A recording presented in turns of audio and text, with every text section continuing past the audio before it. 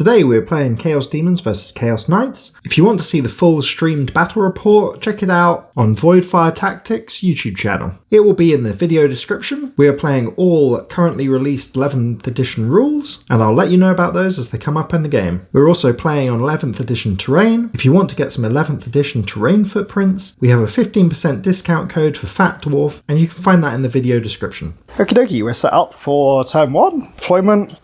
Things about my army. The reason why I've deployed this way. These guys are going to get picked up once I attack an enemy. So maybe I can move down here and take out some Nurglings. We've also got this Bloodthirster with Scout here. This is going to move across and into cover if I don't get turn 1, or maybe I move across and kill some Nurglings. Important to always have something with sticky or probably Scouts over here, because you can move into this building, sticky it up immediately, and this is really difficult to take from the opponent. Any reason you've deployed the way that you've deployed? I mean, I haven't mic'd you up with my mic. Well, we've got these lovely little Nurglings, just in case we get like a turn 1 area denial, and I want something to kind of be tanky and annoying that you have to deal with.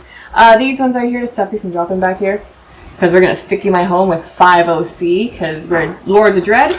2 little shooty boys, kind of just flanking up for good reasons. Give a little gun pressure. It's interesting that you've put the shooting units on the edges. That one to me makes a lot of sense, because I think the shooting is going to be in the mid-table. But this one, how you just use him to cover this line? Yeah, and if it goes and sits in that terrain, it's got that way as well. Okay, so I did get first turn. I did push the cultists up in order to just get on that objective and sticky it. I did get cleanse on this particular turn, so I did move the Flesh Hounds all the way up in order to cleanse on that. I did initially scout the Bloodthirster up 9 inches, but then decided that I didn't want to risk losing the Bloodthirster on turn 1. Because we were playing 11th edition, the cultists could be visible to the enemy because they're hidden when the enemy is over 15 inches away. I did make a big mistake here. I was supposed to move the Bloodcrushers up in order to engage the Nurglings. Completely forgot that I had an advance and charge ability. Just completely forgot, and we'll see whether that is an issue later in the game. First turn I got area denial and cleanse. I'm not going to be able to get area denial, but I can get the small cleanse with the Flesh Hounds. People are talking a lot about how melee armies have got a massive advantage in this version of the game, but the terrain is actually very open and leaves a lot of space for getting shot, especially on turn 1. It is hard to progress across the board in most cases. Sam's going to get overwhelming force and no prisoners. Not able to kill anything this turn, but she does get overwhelming force having 2 units in the mid-table. And she's moved her War Dog onto the middle objective. She's going to get line of sight to my Flesh Hounds and take some shots against those, just to claim that centre objective. Sam has pushed up a few units here, but like me, she's also being a little bit precautious, not wanting to commit too much to the centre table to sacrifice on the first turn. Like I said, there's a huge amount of space in the mid-table where you can get shot, but also if she comes further forward, she will be in my threat range for my very fast-moving melee army. At the end of Sam's turn, I'm going to use a stratagem to pick up my Havocs and the Bloodthirster, thinking that I can probably deep strike this later in the game potentially. With the Nurglings being in the centre table, I'm able to move, advance, kill the Nurglings, which allows me to remove Bloodcrushers from the board and put them back into strategic reserve. The Bloodthirster does move up here. I decided that it's worth the sacrifice in order to get onto the centre objective. Initially I moved it up in order to take down the War Dog, but I actually didn't need to kill the War Dog at that point. I did push up the Cultists here, just in case she wasn't able to get the middle objective. That would mean that I'd be able to sticky it on the following turn. And then on the far left hand side, I have deep struck one of my Rendmasters. This was just to give me a little bit of a bonus on the War Dog in the centre. However, the Havocs did manage to kill it with the Lascan, so I actually didn't need to use this unit in the end. So of course here I've left the Bloodthirster super exposed. I did have established locus on this turn, and I thought it was worth the points to sacrifice the Flesh Hounds, but tempting target I'm not able to get. They do, of course, get absolutely shot off the board.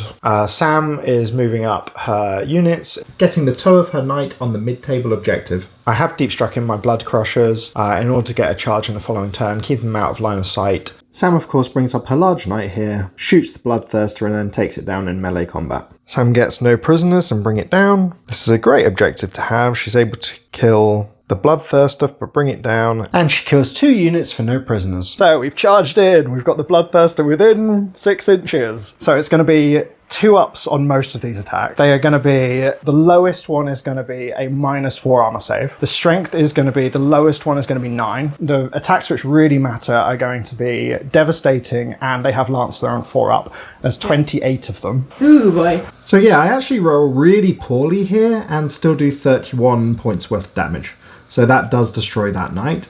But it does blow up and it does take down one of the Bloodcrushers. And the Bloodcrushers are put back into reserves after destroying that knight. I have Assassination and no prisoners. This is a nice objective to get because I'm able to kill the large knight. I'm at 3, and I'm going to spend free CP because my Warlord's here to sticky that objective. If you don't mind putting it inside. The secondaries, marked for death, and a tempting target. Tempting targets, of course, the one surrounded by all of my units. March for Death, Cultists at the back, Bloodcrushers at the back, and Havocs that you can't reach. And then she does also put Mark of Death on the Health Layer being played by a Forge Fiend. And this is a great play because it means at the end of her turn I'm not able to remove that model from the board, which means I'm not able to use its ability on her units in the following turn.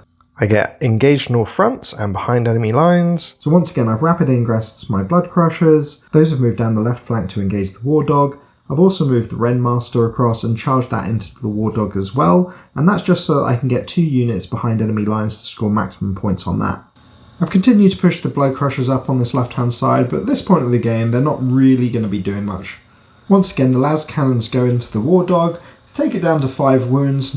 Sam can easily get the defend stronghold on this turn.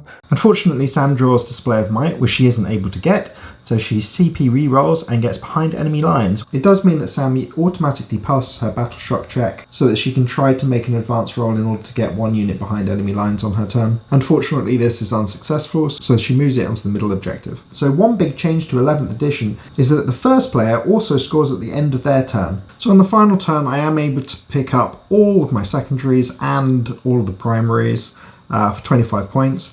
This does secure me the game at this point. I don't really realise it, so I am still trying to prevent points. So I just build this huge wall.